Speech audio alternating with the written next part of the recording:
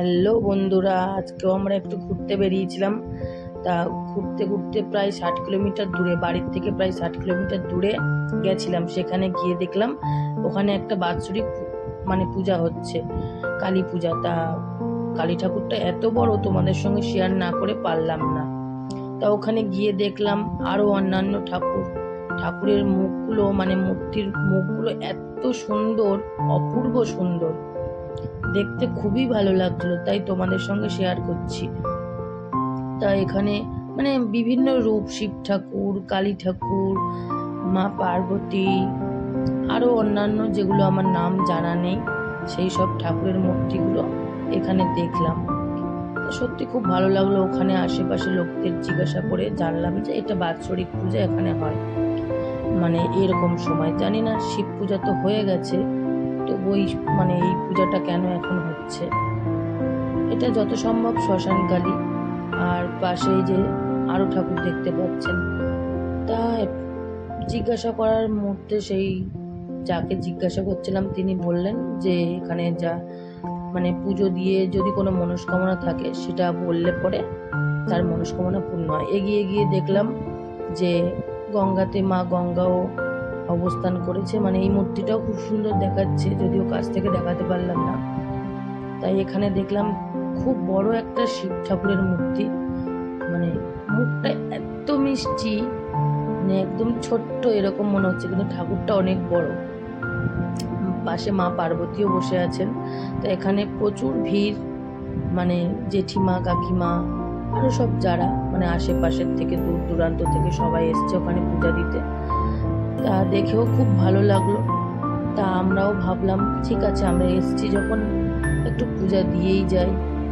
তা আরো একবার শেয়ার করলাম এই মূর্তিগুলো, এত ভালো লাগছিল, তাই তোমাদের সঙ্গে বারবার করে শেয়ার করলাম। সত্যি মূর্তিগুলো সামনে থেকে দেখলে বোঝা যেত অপূর্ব সুন্দর। তা আমরাও ভাবলাম চলো ঠিক আছে, তাহলে আমরাও একটু পূজা দিই।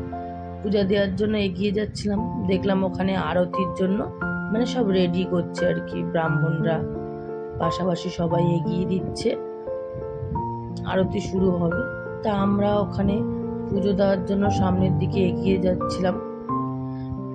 যেতে যেতে এগুলো এত ভালো লেগে গেছে, তাই বারবার করে দেখানো আর কি। সামনে এগিয়ে যাচ্ছি, আমার ছেলেও সঙ্গে ছিল, একটু বদমাশি করছিল, যদিও তাও ছিল চুপচাপ ঠিকই।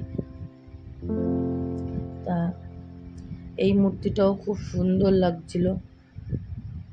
পাশাপাশি এগুলো কি ঠাকুর আমার নাম জানা নেই।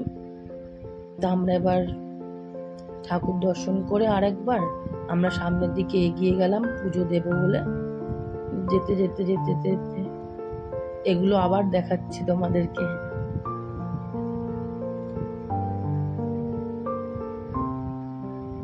আরতি এবার শুরু হবে, তার জন্য রেডি করছে।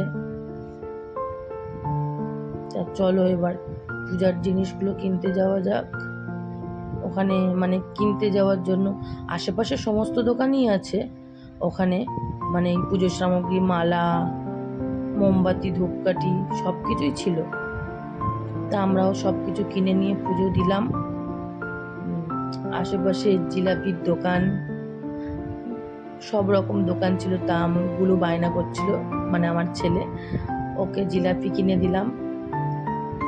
আর এখানে সামনে চানা ফুচকার দোকানও ছিল, ওখান থেকে একটু কিনে নিয়ে সেটা খেলাম। তারপর বাড়িতে চলে আসলাম খাওয়া দাওয়া করে। ভালোই লাগলো বেশ ঘুরে। চলো টাটা।